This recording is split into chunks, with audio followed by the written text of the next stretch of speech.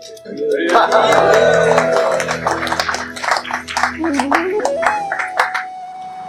Namo Bhagavate Vasudevaya. Om Namo Bhagavate Vasudevaya. Om Namo Bhagavate Vasudevaya. Om Namo Bhagavate Vasudevaya. Om Namo Bhagavate Vasudevaya. Om Namo Bhagavate Vasudevaya. Narayanam Namaskritya. Narayanam Namaskritya. Naram Chaiva Narottamam. Naram Chaiva Narottamam. Devim Saraswati Vyasam. Devim Saraswati Vyasam. Tato Jayamati. Tato Jayamudinaye. Nashtaprayeshu Abhadreshu. Nashtaprayeshu Abhadreshu. Nityam Bhagavata Sevaya. Nityam Bhagavata Sevaya. Bhagavati Uttama Shloke. Bhagavati Uttama Shloke. Bhaktir Bhavati Naishtiki. Bhaktir Bhavati Naishtiki. Srīmad Bhāgavatam, 1st Canto, 7th chapter. The son of Drona punished. Text 16. Tada suchaste Ramrijami Bhadre Yad Brahmabandho Shira Atatainaha Gandiva Muktair Vishikhair Upahare Vakramya Jat Snasyasi Dagdha Putra Tada Shuchaste Pramrijami Bhadre Jad Brahma Bandho Shira Atataina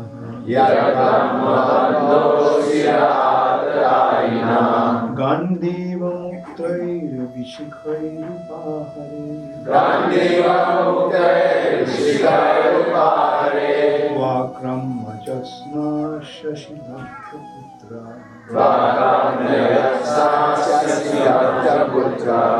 Lady, Oh gentle lady, when I present you with the head of that Brahmana, after beheading him with arrows from my Gandiva bow, I shall then wipe the tears from your eyes and pacify you. Then, after burning your sons' bodies, you can take your bath, standing on his head. Purport by Srila Prabhupada. An enemy who sets fire to the house, administers poison, attacks all of a sudden with deadly weapons, plunders wealth or usurps agricultural fields or entices one's wife is called an aggressor. Such an aggressor, though he may be a Brahmana or a so-called son of a Brahmana, has to be punished in all circumstances. When Arjuna promised to behead the aggressor named Ashwatthama, he knew well that Ashwatthama was the son of a Brahmana, but because the so-called Brahmana acted like a butcher, he was taken as such. And there was no question of sin in killing such a Brahmana's son who proved to be a villain. Om Ajnanatimirandhasya Jnananjana Shalakaya Chakshurunmilitam Yena Tasmai Shri Gurave Namaha. Shri Chaitanya Manubhishtam Sthapitam Yena Bhutale Swayam Rupa Adamayam Dadati Svabhadikam. Shri Krishna Chaitanya Prabhu Nityananda Shri Advaita Gadadhar Shivasari Gaura Bhaktavrinda Hare Krishna, Krishna Krishna, Hare Hare, Hare Rama, Rama Rama, Hare Hare. Tada suchaste pramrijami bhadre jad brahma bandho shira atatai gandeva muktoire vishikhair upahare tvakram rajatsna shashidatta putra. O gentle lady, when I present you with the head of that Brahmana, after beheading him with the arrows from my Gandhiva bow, I shall then wipe the tears from your eyes and pacify you. Then, after burning your sons' bodies, you can take your bath standing on his head. So, the episode of Srīmad Bhāgavatam is beginning here. Like Sutta Goswami is giving an account of Parikshit Maharaj's background. Who is Parikshit Maharaj? And he also is saying, now I will start to describe about Krishna, because Krishna is very closely related to this family, the family of the Pandavas, and their cousins. Krishna's father and Arjun's mother were brothers and sisters. And so in that way they are cousins, very close relationship, and on top of everything, as Krishna told, that Bhakto Sime Sakha Chiti. Arjun's real identity is that he's a Bhakta, the devotee of Krishna, and Shakha is a friend of Krishna. Therefore, Krishna is revealing the secret of this transcendental knowledge. The transcendental knowledge is imparted to those who are qualified. Unlike this time, this knowledge was kept as a secret. Only at this age, this knowledge has become public. Otherwise, one had to be extremely qualified to receive this transcendental knowledge. Because it's not meant for unqualified people. But in the age of Kali, the situation is so hopeless that Krishna had to make this arrangement. He can give this knowledge to everybody. Not that everybody will accept it, but those who will accept, they will derive an inconceivable benefit. The benefit of just going back to Godhead. And the process is just chant the Hare Krishna mantra. And that is what is being revealed through Srīmad Bhāgavatam. In the Bhāgavatam stream, the Puran, Bhāgavatam is falling in the stream of Puran. The Puran is the narrations about the Supreme Personality of Godhead and His devotees. And ultimately it's coming to the Supreme Personality of Godhead. That arrangement was not there in other Purans. Bhagavatam is the ultimate culmination of all Puranas. Bhagavatam is the Mahapuran. And Mahapuran leads to that point of Ashraya.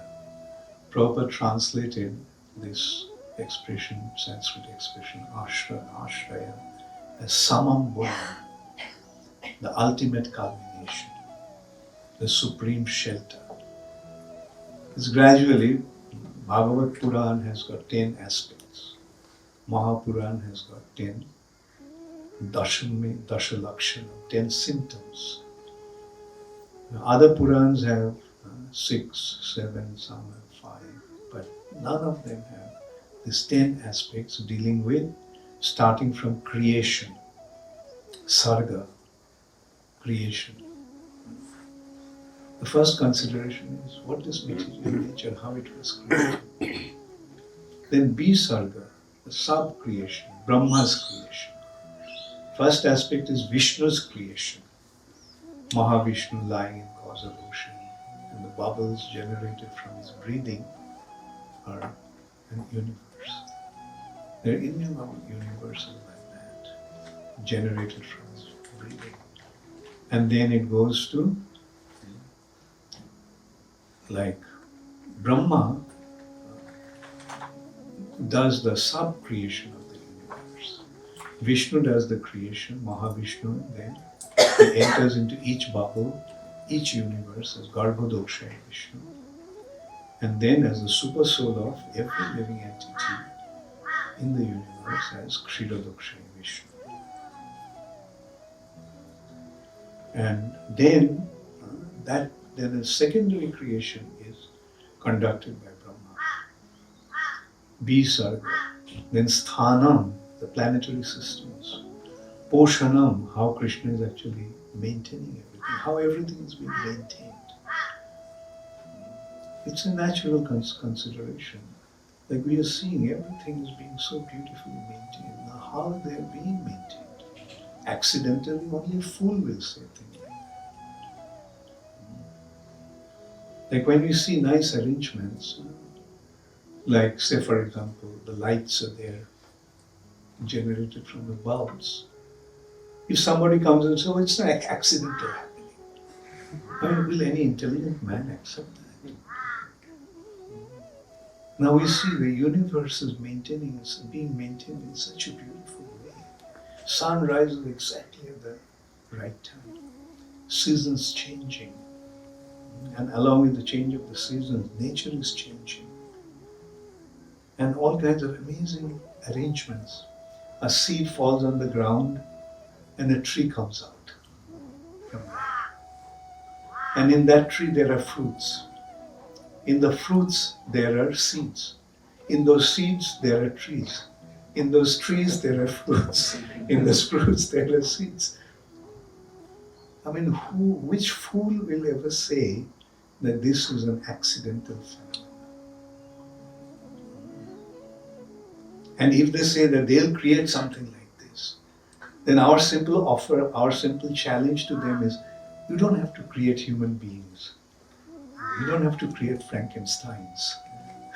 You just create a grain of rice, a seed of apple in your laboratory. Will they ever be able to make such a thing? No. And so that is a simple consideration that, that so-called scientists claim that they'll create life is just a vain one. They'll never be able to accomplish that. Create life out of nothing, out of matter. No? Anyway, let's not get into that. Well, the thing is that the mystery of how they are being maintained. When you do not know, then it's a mystery. But when you know something, then you know. And our knowledge is Krishna is maintaining everything. He had this beautiful arrangement, starting all the way from Brahma in the universe. Then there are different demigods. They are controlling different affairs of this universe. And it goes on like that. Nothing is happening by chance or by accident.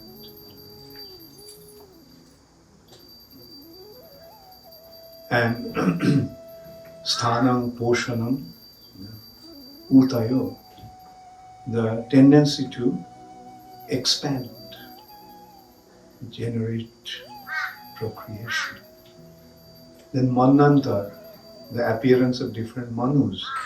In a day of Brahma, 14 manus appear, and those manus are actually in charge of that period.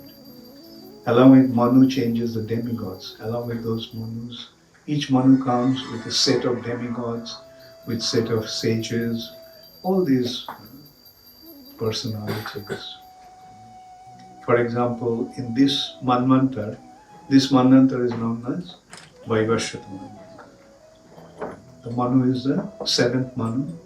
He is the son of sun god Vaivasvata. Vaivasvata. And in this Manvantar, in this Manu's reign, Indra is Purandar. The position of Indra is actually a position. But different personalities come and occupy that position. So in this Manvantar, Purandar is occupying that position of Indra. And in the next Manvantar, who will become Indra? Bali Maharaj. So these are the descriptions of different Manus, reigns, Manvantar. Then Ishanukatha, the narrations of Lord's appearance, different incarnations, Ishanukatha. Then Mukti, liberation, Nirodha, cessation of material existence. Cessation of material existence leads to liberation. We are bound in this material nature. That's why there's a consideration of liberation. So when that bondage or binding, when this captivity we become released from, then we become free. That means from material nature, we go back to where we actually belong. And then Ashraya, the 10th consideration, the Samambhava, who is the supreme shelter, Krishna. And what is our relationship with him? Loving relationship. Relationship means based on love. There cannot be any relationship that's there if there is no love between those personalities. Hatreds do not generate relationships. It's the love that leads to relationships. So if we want to develop our relationships with Krishna, then we have to develop our loving relationship with him. And so that is what Srīmad Bhāgavatam is so emphatically pointing out, and Sutta Goswami is telling. And from now on, I'm just going to describe about Krishna and Parikshit Maharaj. Let's see.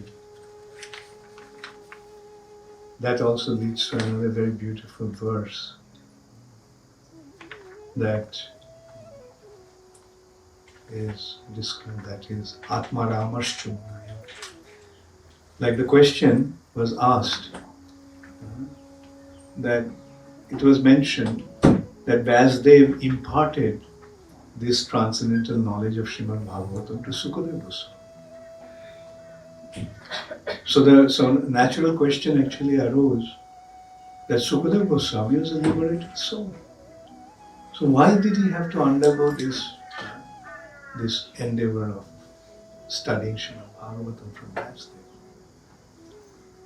So here that point is, Sukadeva Goswami is pointing out that even a liberated person who has become totally free from material bondage, Nirgrantha, those who are Atmaram, those who are deriving their transcendental bliss from their soul.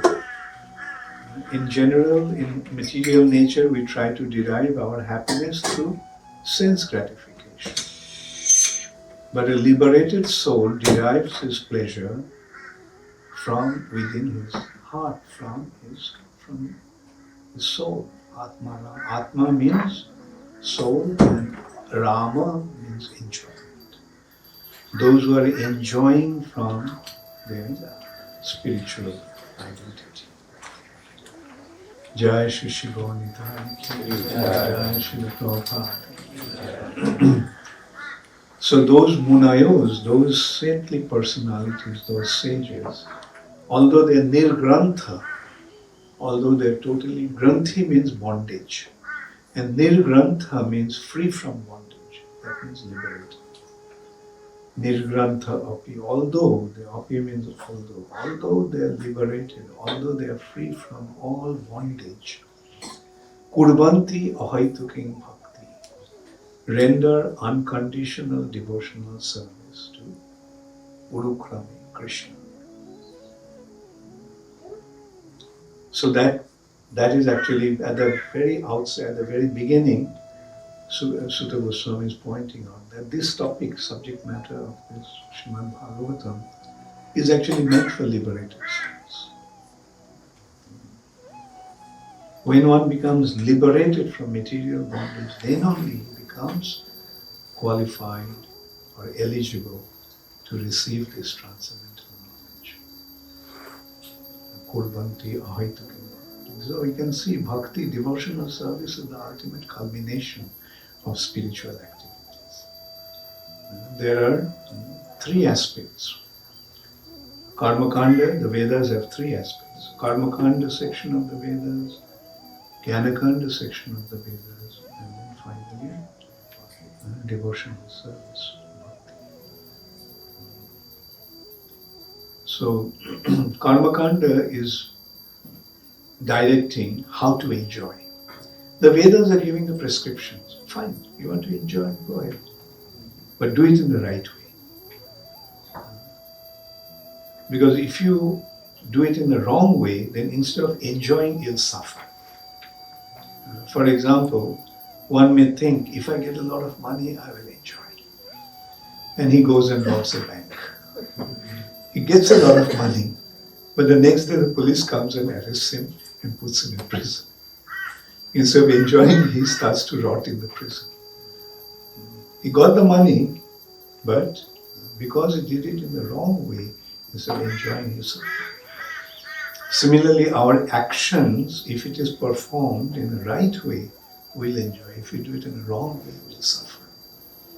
So that's what the Vedas are giving in the Karma Kanda section. But in spite of all his enjoyment, when one realizes, I'm suffering. In spite of all my endeavor to enjoy, why I'm suffering. So that leads to the platform of liberation. Karma Kanda gives bhukti or enjoyment, and Jnana Kanda section of the Vedas gives mukti or liberation. But it is beyond Karma Kanda and Jnana Kanda. Is the ultimate culmination of Vedic wisdom brings us to the platform of bhakti. So that is what is presented in Srīmad Bhāgavatam. Therefore, at the beginning we see Bhagavatam is actually pointing out that when one becomes totally free from all kinds of material bondage, Parama Nirmatsara, when the heart becomes completely purified. Matsar means envy. There are 6 types of contaminations in the heart. Those, they are Kam, Krodh, Lobh, Moha, Mad, Matsarya. The ultimate one is Matsarya or envy. Starting from lust, greed, anger, illusion, pride, envy. So he's saying, Vasudev is saying that Nirmatsarana, when the heart becomes totally free from envy, that means when the heart has become free from all other, lust, greed, anger, and so forth. Now envy is gone means heart is now completely free from all this contamination. So, Nirmatsaranam Satam. Then only one becomes qualified to be identified as a saintly personality. Satam. So saintly personality is one whose heart has become completely free from all material contaminations. Then Vedam Vastavam Atravastu. Then only he becomes qualified to Vedam, to understand Vastavam, the absolute truth, the actual reality. The actual reality is the spiritual reality. This material nature is not the actual reality. It's a reflected reality. It's real. It is real. Material nature also is real, but it's real as a reflection. So the real reality is the spiritual reality. So when you go to the spiritual world, when you become situated in the spiritual world, or the qualification of entering into the spiritual world is bhakti or devotion and service to the Supreme Lord. Without devotion, one cannot enter into the spiritual world. So pure devotion is the only qualification. And that Bhagavatam is leading us to. And this is just the beginning, Parikshit Maharaj's birth. And it's a historical discussion. This is also another consideration. Srīmad Bhāgavatam, unfortunately, even in India, not only even in India, mainly in India, people consider these scriptures, our scriptures, to be fairy tales. They call it mythology, myth. Myth means unreal matter, unreal, myth. So because they consider this is mythology, so they don't take that seriously. But the thing is, like, they never delve into it. There is no qualified teacher, and therefore there is no way of learning. The only qualified teacher that came is Srila Prabhupada, and he actually made us understand. Scientifically made us understand. Logically make us understand what Srīmad Bhāgavatam and the scriptures are. These are not myth, they are descriptions. There is no difference in this description. The reality, when it is presented from 5 different sources, it will say the same thing. Like say somebody who knows you speaks about you. Won't he say that you are the son of the same father or the daughter of the same father and same mother? So that's the thing, like truth from whichever perspective you say will always tally, will always say the same thing. And this is how we see Srīmad Bhāgavatam is saying about the Pandavas, and Mahabharata is saying about the Pandavas, Brahma Vaibharta Purana is speaking about the Pandavas. The same narration. Son of King Pandu, Kunti, what happened to them, there is no contradiction.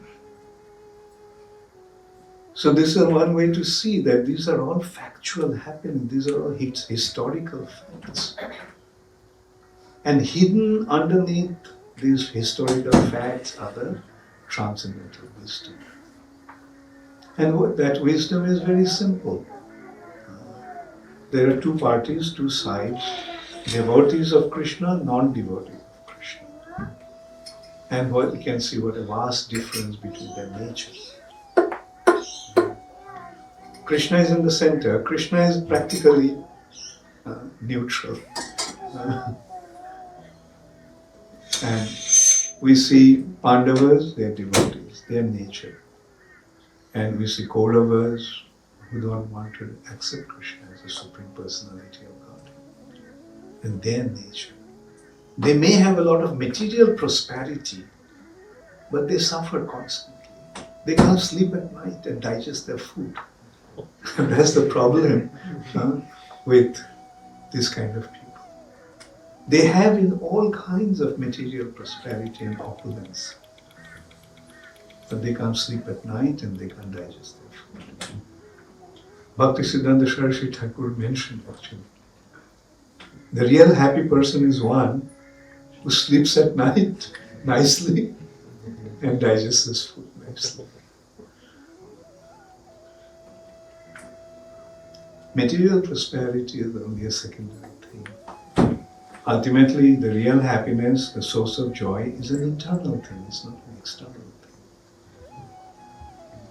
So, we are seeing here how Pandavas, no matter in how distressful situation they may have been through, they are happy wherever they are. They are enjoying. And they are trying to benefit everybody. They are in Ekachakra village, disguised as Brahmanas. And they saw the distress of the family that actually gave them the shelter. And the distress of the family was that they have to offer one of the family members to a demon, Rakshasa. And they heard, they're discussing among themselves. The father is saying, I am old, so let me go. Then wife is saying, but no, you still are needed. I am useless, let me go. The son is saying, how can I allow my father and mother to, my business is to protect them, let me go. So this is how they're having conversation among themselves at the middle of the night. Then Kunti approaches them. He said, don't, you see, we are here, so my son will go and deal with it. No, my son will go as the offering. And we can see the Vedic culture is so profound, so noble. They say, you are our guest. How can we offer you to go and become a sacrifice for our sake? Then Kunti convinced them, don't worry. See, I am the mother. When I am allowing my son, when I am offering that my son should go, you can rest assured that my son knows how to deal with that. So that's how Kunti convinced them. And Bhima goes. Bhima was, actually along with Bhima went all the huge amount of food stuff to feed that demon. So Bhima went on top of a hill and he started to eat that food. So the demon came, furious to see that this offering of his is eating his food. And then finally he was killed. So wherever they were enjoying. In the middle of the forest, they're enjoying. In the most distressful situation, they're enjoying. And that is the state of a devotee. His external condition, external situation doesn't really hamper his inner joy. And that joy is derived from his relationship with Krishna. So time and time again we are seeing that. And here also we see a terrible situation. Like we can see like Ashwatthama, the son of a Brahmana, could be so cruel that he just went and in the middle of the night killed the sleeping children of Draupadi. He could not kill the Pandavas, 5 Pandavas. That was his intention actually. That's also a very beautiful development. Battle was lost. Kauravas were defeated. Duryodhana has been defeated. Duryodhana actually ran away and he was hiding under water.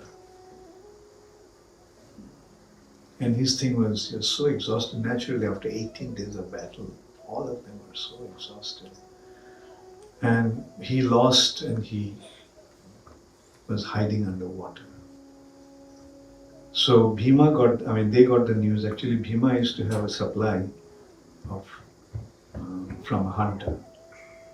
His food used to come from a hunter. So that hunter actually saw Duryodhana is entering into that, and he went and reported to Bhima that he is hiding there. So they went and invited him, come on, don't be a coward. You're still wearing men's clothes.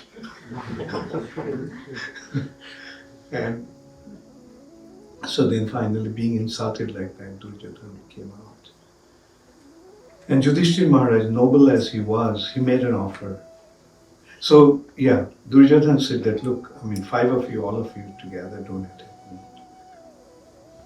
And Yudhishthira Maharaj actually told that you can select any of us 5 to fight with. And if you can defeat him, then we'll accept defeat. You will become victorious. And we can see some nobility on Duryodhana also. He selected the most difficult opponent, Bhima. And also he had his own personal grudge against him. they had their animosity from the childhood. So anyway, like we can also understand that these are dramas arranged by Krishna, like a play on a stage. It had to be Bhima. Because also another consideration, Bhima took a vow. When Duryodhana showed his thigh indicating to Dushashan to undress Draupadi, so Bhima actually took the vow that he would break his hips. And that's what he did in the battle. So Duryodhana is lying, his spine broken.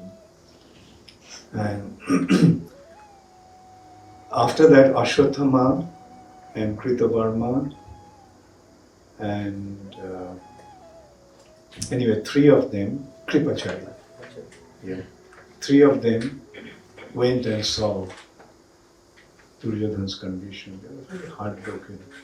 Here is a personality who ruled the whole world. Now he is lying on the ground with his spine broken, writhing in pain. And anyway, so they tried to pacify. And they were lying under a tree that night, trying to sleep.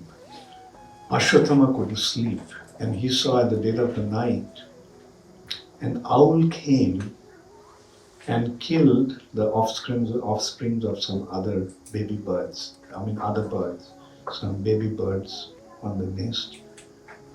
The owl came and killed those birds. So from that he got that idea.